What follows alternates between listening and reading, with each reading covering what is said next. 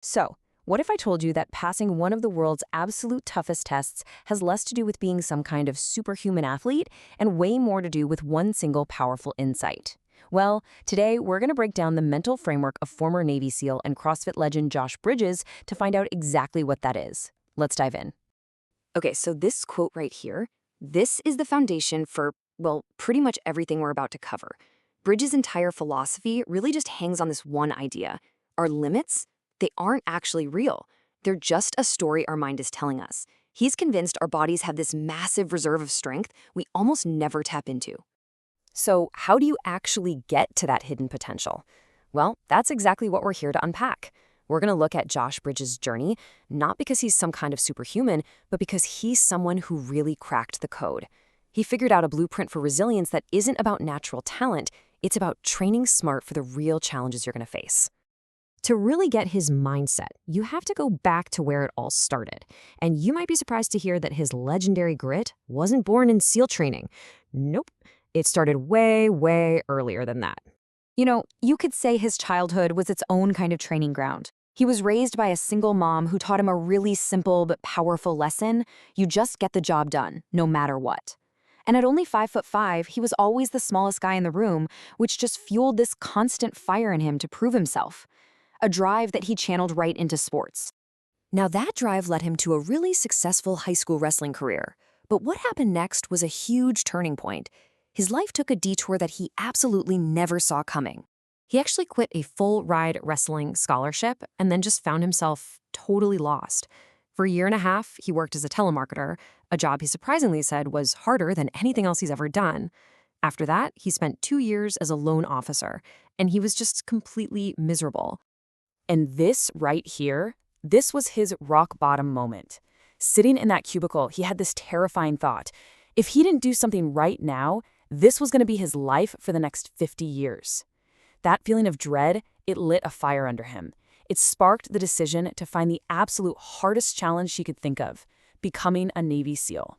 Okay, now you're going to want to pay close attention here because what he discovered next is probably the single most important insight in this whole explainer.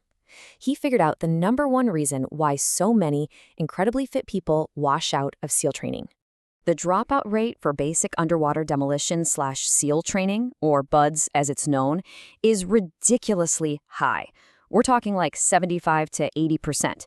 But Bridges realized it wasn't because these guys weren't in shape. It was because they were in shape for the wrong thing. In this slide, wow, it just shows the massive disconnect perfectly. See, to even get a shot at BUD SLUS, recruits have to absolutely crush a test called the PST. So what do? They spend all their time getting great at running, swimming, and mastering body weight exercises. But that's not what breaks people in training. What breaks them is this: carrying heavy, awkward logs and boats for hours on end. So here's the big takeaway. Being a phenomenal runner or having the world's best pull-up score, it meant almost nothing. Bridges watched guys with the best test scores in the class ring the bell and quit all the time.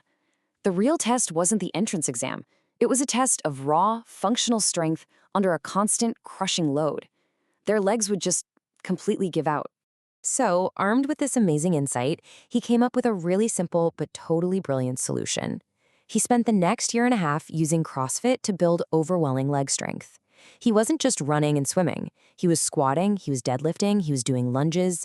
He was preparing his body for the actual job, not just the test to get in the door.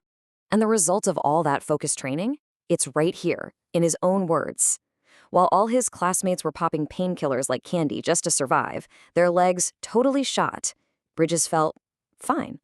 His prep work had turned the single most grueling part of BUD/S into just another day at the office. He had solved the puzzle.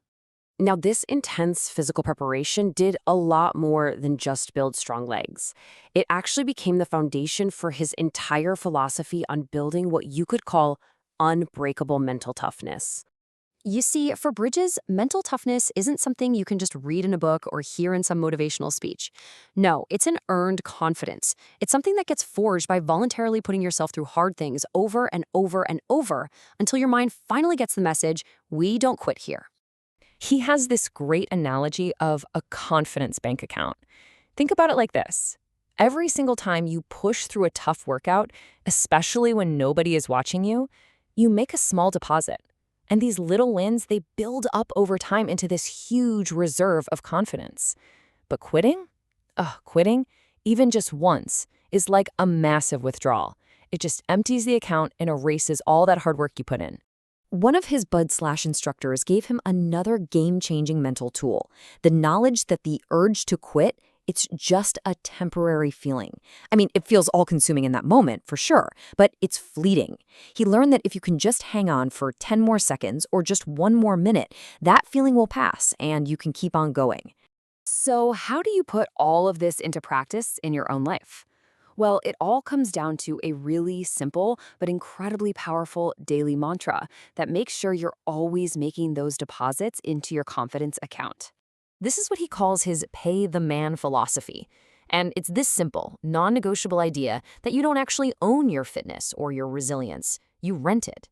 And that rent is due every single day. You have to pay that rent with effort by showing up, especially on the days you really, really don't want to. And this really gets to the heart of it all. Resilience isn't some final destination you get to. It's a daily practice. It's about finding something hard and just doing it day in and day out. So that really just leaves all of us with one simple question to think about. What rent will you pay today?